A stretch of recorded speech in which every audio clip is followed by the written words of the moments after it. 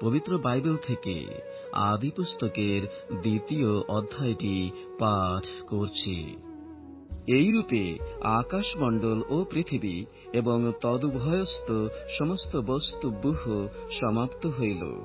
পরে ঈশ্বর 7ম দিনে আপনার কৃত কার্য হইতে নিবৃত্ত হইলেন। সেই 7ম দিনে আপনার কৃত সমস্ত কার্য হইতে বিশ্রাম করিলেন। আর ঈশ্বর সেই 7ম দিনকে আশীর্বাদ করিয়া পবিত্র করিলেন, কেননা সেই দিনে ঈশ্বর আপনার সৃষ্ট ও কৃত সমস্ত কার্য হইতে বিশ্রাম করিলেন। প্রথম নরনারীর বিবরণ। সৃষ্টিকালে যেদিন সদাপ্রভু ঈশ্বর পৃথিবী ও আকাশমণ্ডল নির্মাণ করিলেন, তখনকার আকাশমণ্ডল ও পৃথিবীর বৃত্তান্ত এই। সেই সময়ে পৃথিবীতে ক্ষেত্রের কোন উদ্ভিজ হইত না, আর ক্ষেত্রের কোন ঔষধি উৎপন্ন হইত না, কেননা সদাপ্রভু ঈশ্বর পৃথিবীতে বৃষ্টি বর্ষান নাই। আর ভূমিতে কৃষিকর্ম করিতে মনুষ্য ছিল না। আর পৃথিবী হইতে কুজ ঝটিকা উঠিয়া সমস্ত ভূতলকে জলসিক্ত করিল। আর সদাপ্রভু ঈশ্বর মৃত্তিকার ধূলিতে আদমকে অর্থাৎ মনুষ্যকে নির্মাণ করিলেন এবং তাহার নাসিকায় ফুঁ দিয়া প্রাণবায়ু প্রবেশ করাইলেন, তাহাতে মনুষ্য সজীব প্রাণী হইল।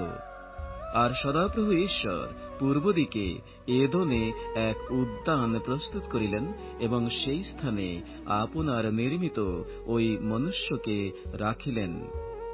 আর সদাপ্রভু ঈশ্বর ভূমি হইতে সর্বজাতীয় সুদৃশ্য ও সুখাদ্যদায়ক বৃক্ষ এবং সেই উদ্যানের মধ্যস্থানে জীবন বৃক্ষ ও সদসদ জ্ঞানদায়ক বৃক্ষ উৎপন্ন করিলেন।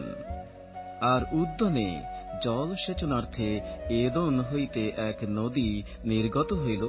উহা তথা হইতে বিভিন্ন হইয়া চতুর্মুখ হইল। প্রথম নদীর নাম পিশন। ইহা সমস্ত হবিলা দেশ বেষ্টন করে, তথায় স্বর্ণ পাওয়া যায়। আর সেই দেশের স্বর্ণ উত্তম, এবং সেই স্থানে গুগগুলু ও গোমেদক মণি জন্মে। দ্বিতীয় নদীর নাম গিহন। ইহা সমস্ত কুশ দেশ বেষ্টন করে। তৃতীয় নদীর নাম হিদ্দেকল। ইহা অসুরিয়া দেশের সম্মুখ দিয়া প্রবাহিত হয়। চতুর্থ নদী ফরাত।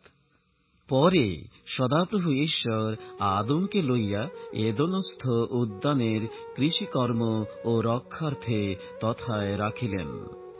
আর সদাপ্রভু ঈশ্বর আদমকে এই আজ্ঞা দিলেন, তুমি এই উদ্যানের সমস্ত বৃক্ষের ফল স্বচ্ছন্দে ভোজন করিও, কিন্তু সদসদ জ্ঞানদায়ক যে বৃক্ষ, তাহার ফল ভোজন করিও না, কেননা যেদিন তাহার ফল খাইবে সেই দিন মরিবেই মরিবে।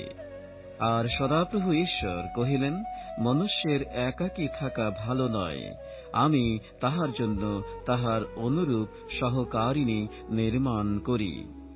আর সদাপ্রভু ঈশ্বর মৃত্তিকা হইতে সকল বন্য পশু ও আকাশের সকল পক্ষী নির্মাণ করিলেন। পরে আদম তাহাদের কি কি নাম রাখিবেন তাহা জানিতে সেই সকলকে তাহার নিকটে আনিলেন। তাহাতে আদম যে সজীব প্রাণীর যে নাম রাখিলেন, তাহার সেই নাম হইল।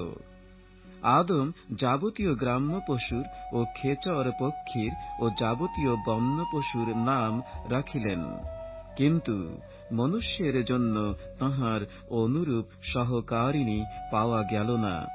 পরে সদাপ্রভু ঈশ্বর আদমকে ঘোর নিদ্রায় মগ্ন করিলে তিনি নিদ্রিত হইলেন, আর তিনি তাহার একখান পঞ্জর লইয়া মাংস দ্বারা সেই স্থান পুরাইলেন।